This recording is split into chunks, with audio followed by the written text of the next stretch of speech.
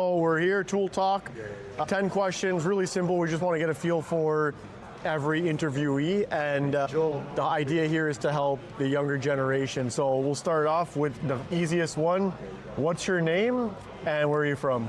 Joe Canning, and I'm from southwestern Ontario. Nice. So Joe, what do you do for a living for those who don't know what you do? I'm a framing contractor for the last 30 years. 30 years. 30 years is a long time, and the scenery was much different back then. How did you get into framing 30 years ago? Necessity.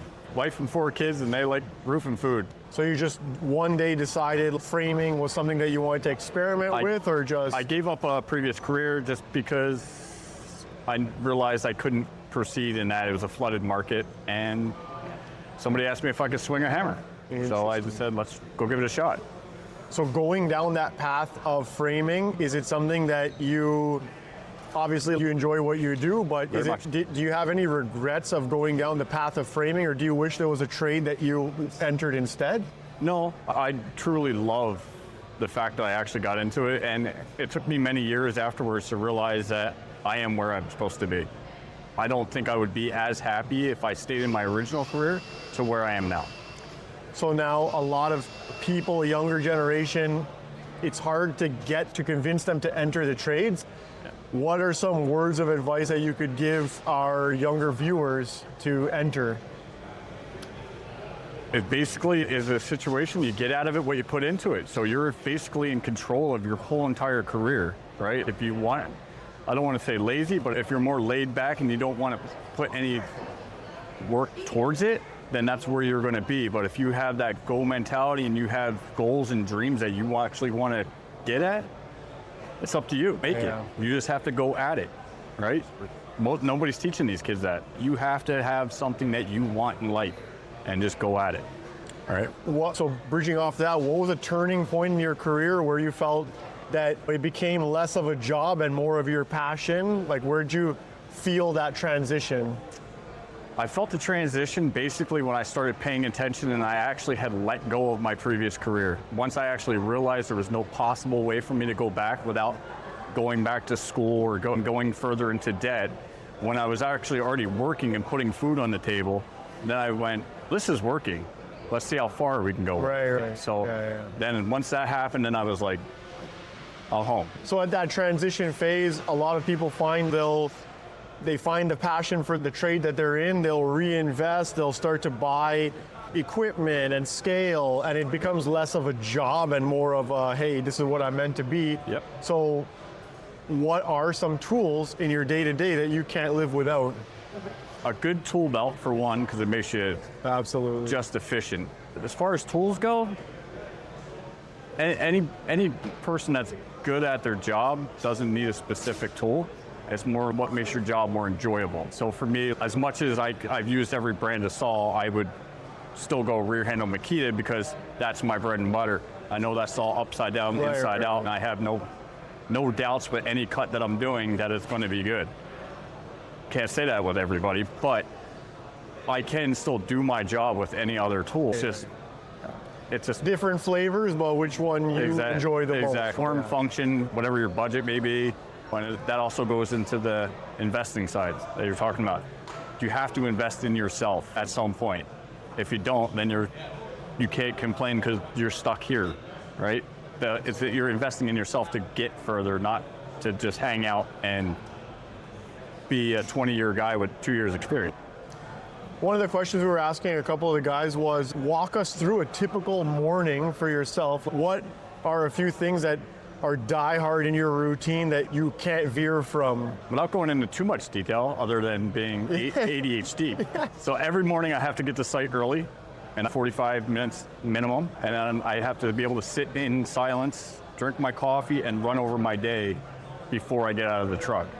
And then when I get out of the truck, I'm already good. I have the whole day planned out. This is what we're going to do first, and we're just going to progress from that point. Obviously, we're on site, things change, so you got to be able to roll with the punches and flip it. But for the most part, it's that whole planning part in the morning. I will not ever veer away from that.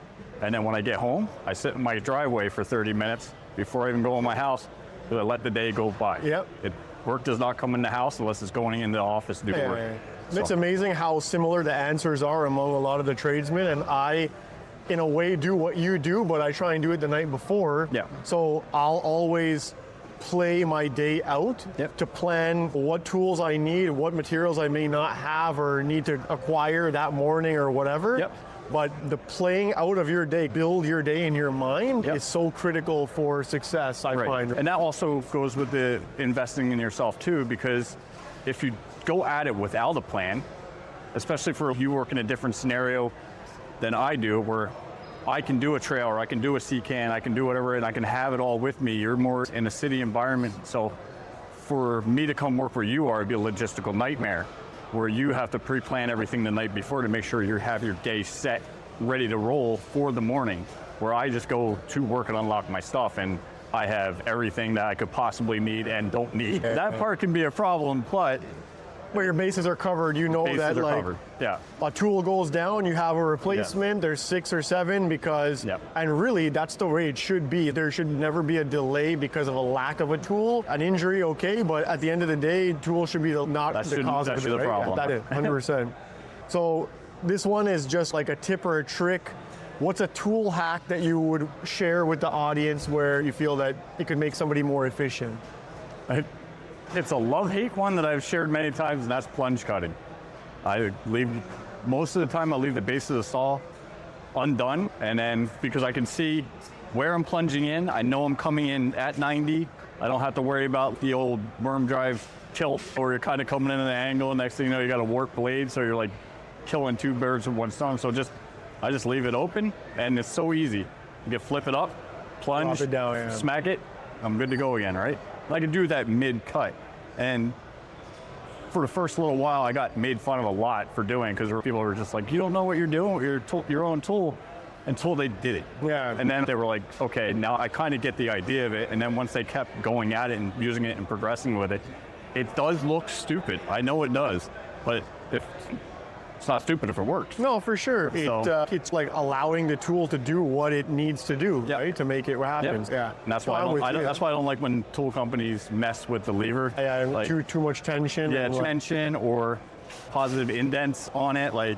Yeah, for it to hang up on the. Yeah, I could look at it. I don't need it to block the plunge, right? For sure. Is there a tool in your field that doesn't exist that you wish it did exist, or a tweak or something like that?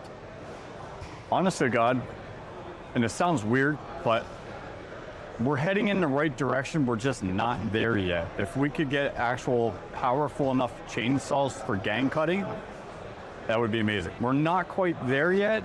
There's one I want to check out that I haven't been able to get my hands on other than at Pipeline. It's the dual battery Milwaukee. I think that might be able to pull it off, even with the head cutter on it. And that's usually the hang up. Once we put the head cutter on it and everything like that, and we rack up a good size thing with the depth that we're going for, we can't quite, too much. It's just too much drag, and it gives you that not so great feeling, to be honest. You're like, okay, I bought this thing and I expected it to do this, but I was overshooting where the technology's sitting.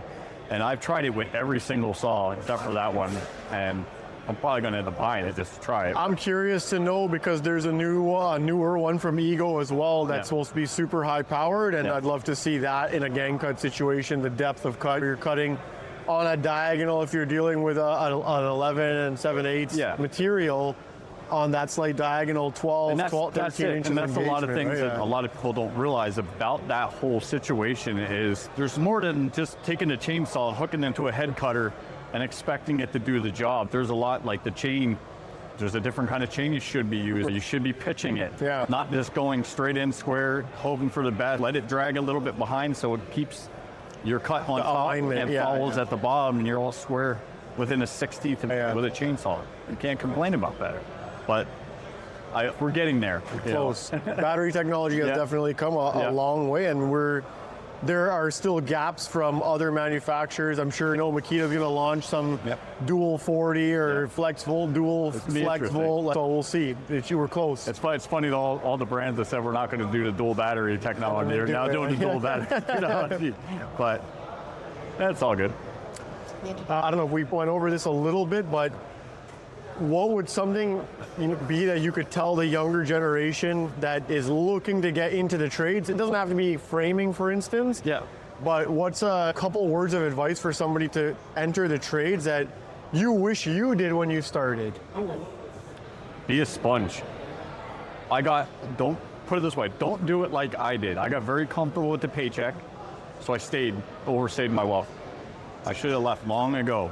But at that time, I didn't have that dream or that goal that I had realized, because the situation I was in, the paycheck being steady was more important to that. But when push came to shove and I got laid off, then I was like, I have no choice here. I either go find a job by the hour again, or I do my own thing. And then when I started my own company, is when I realized I should have did this years ago. So I wasted a lot of time not being the sponge that I'm talking about. So that way you're not learning everything you need to learn. And then you have that goal, like I was talking about, you're driven to go. So if your goal is to be your own boss one day and run your own show, you have to be driven. You have to learn as much as you possibly can, master it, and move on. Don't want to be an employee forever. Yeah, that's right? fair. So, yeah, if that's the path that you want to take, yeah, be exactly. business owner or whatnot, right? Yeah. Nothing wrong with being an employee. It's just a matter of preference in terms of what path you want to go. I'm sure people who follow you know that you're a man of many hammers and tool belts. You grab a hammer, what are some features that you look for? Obviously, there's kinetic, Martinez, etc., stiletto. What's important to you? Honestly, just the feel of it. I'm a naturalist, so I'm more than likely always going to veer back to a wood handle hammer. History has proven that. Yeah. I have anywhere from $550 hammers to $50 hammers, but I still keep going back to the wood handle hammer because it just feels right. Yeah, the weight, the balance, the recoil, Wood is a natural anti-vibration thing, so it's like there's a lot of these things that people don't consider, but they jump on these high-end tools because they get to see it. And they get to see it online, they get to see us using it and everything like that.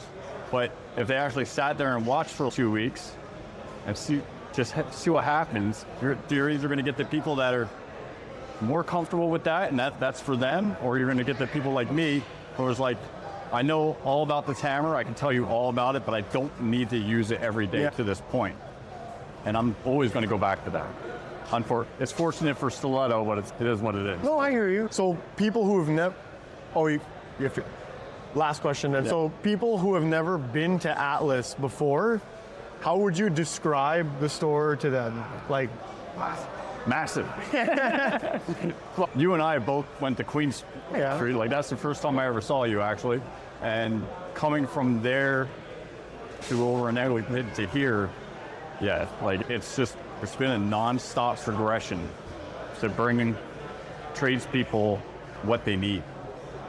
And like, this ain't Home Depot, man. This is where you get what you need, not what you can just settle for, right?